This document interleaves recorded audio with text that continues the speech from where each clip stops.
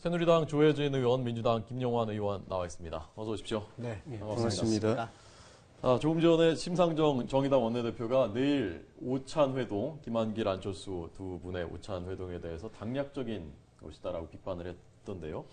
김용환 의원님은 어떻게 생각하셨습니까?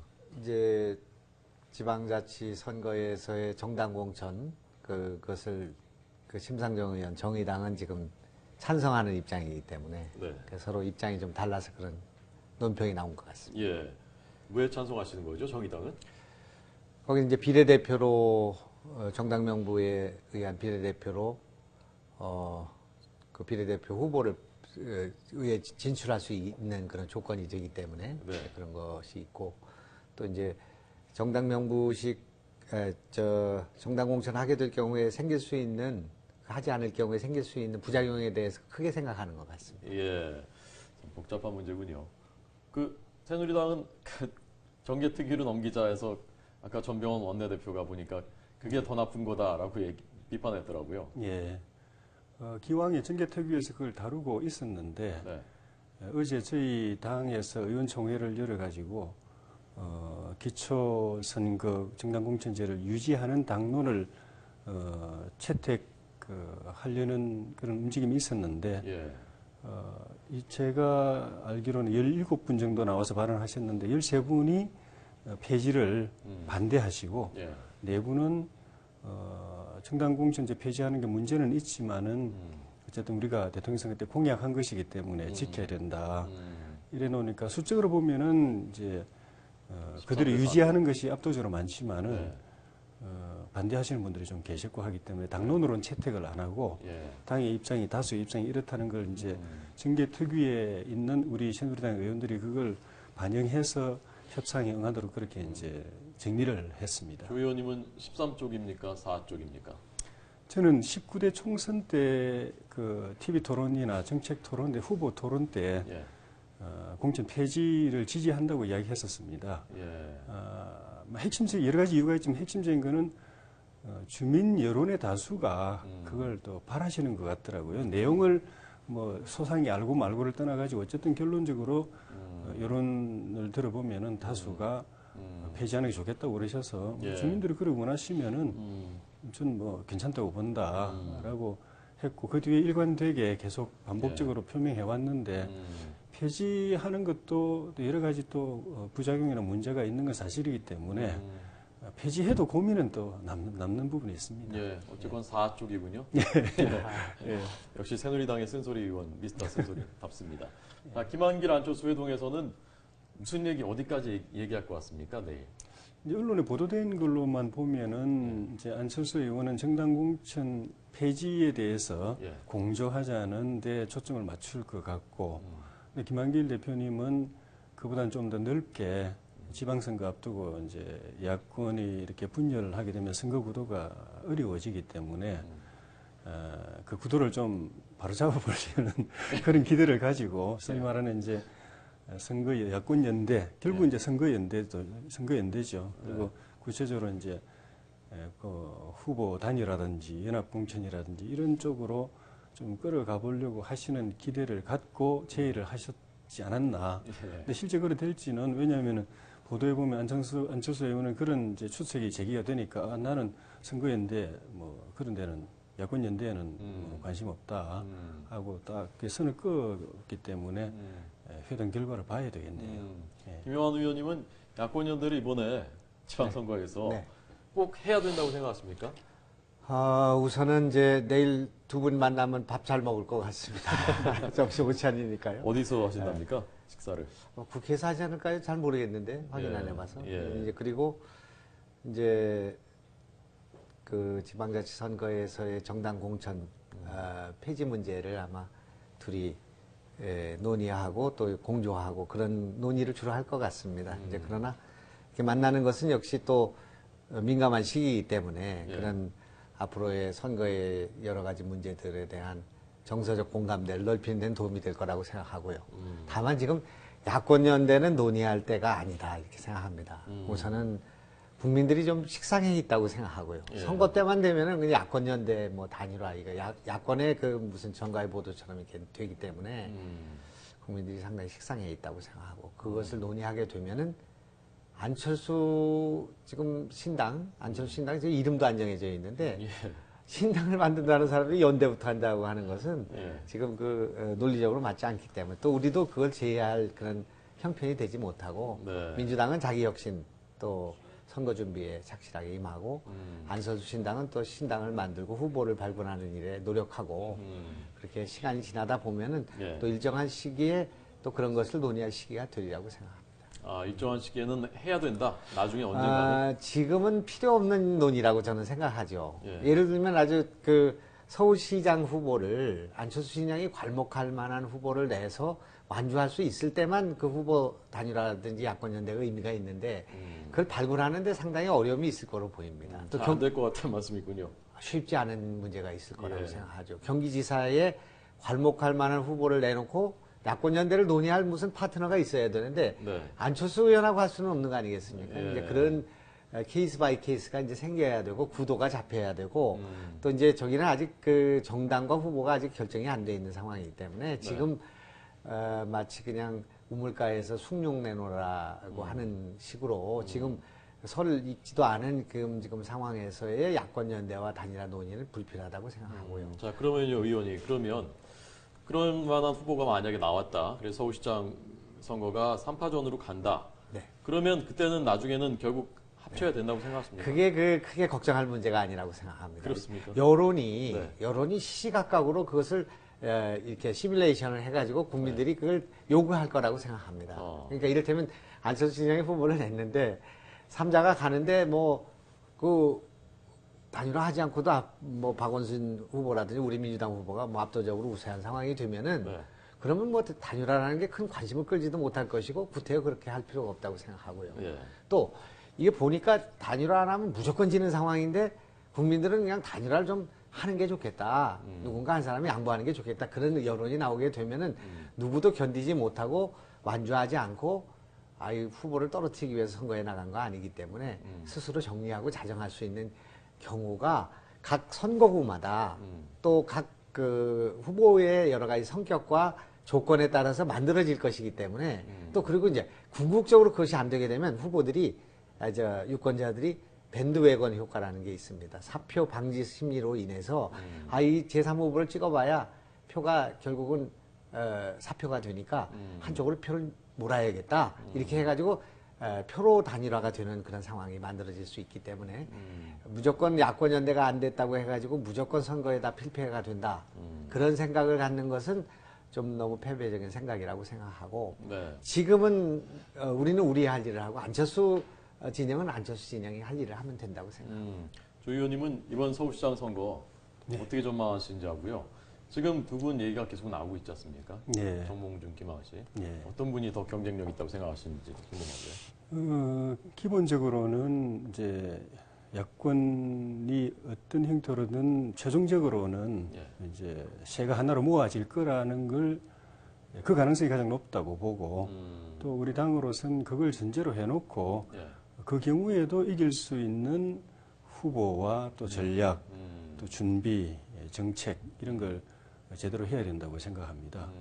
그동안에는 이제 현직이 이제 프리미엄이 있으신데 박원순 시장이 이제 계시고 또 우리가 도전하는 입장에서 후보가 뚜렷이 부각이 안 돼 가지고 좀 고민들이 많이 있었는데 최근에 이제 김학식 전 총리나 또 우리 당의 대표를 지내신 정몽준 의원 같은 분이 거론이 되고 또 그분들이 박근혜 정부의 성공을 위해서는 이번 선거에 꼭 새누리당이 좋은 성과를 내야 되고 그런 상황에서 본인들이 이 부담을 지고 결단을 내리고 나가야 될 상황이 되면은 고민할 수도 있다라는 그런 이제 열린 입장을 보여주셨기 때문에 조금씩 기대가 서로 이제 생겨나고 있는 상황인데 그분들도 그런데 다 정치적 비중이 높은 분들이기 때문에 뭐 김학식 총리 같은 경우는 총리 지내셨지만 그전에 감사원장, 대법관 이렇게 성공적인 인생을 살아오신 분이고 우리 정몽준 대표님은 더 뭐 말할 필요도 없이 당의 유력한 대권 주자고 지금 최근 여론조사에서 보면은 대체로 1위로 나오는 차기 당내 제일 앞서 있는 분이시기 때문에 네. 두 분 중에 한 분은 만약 경선인데 한 분은 패배의 선전을 마셔야 되는데 네.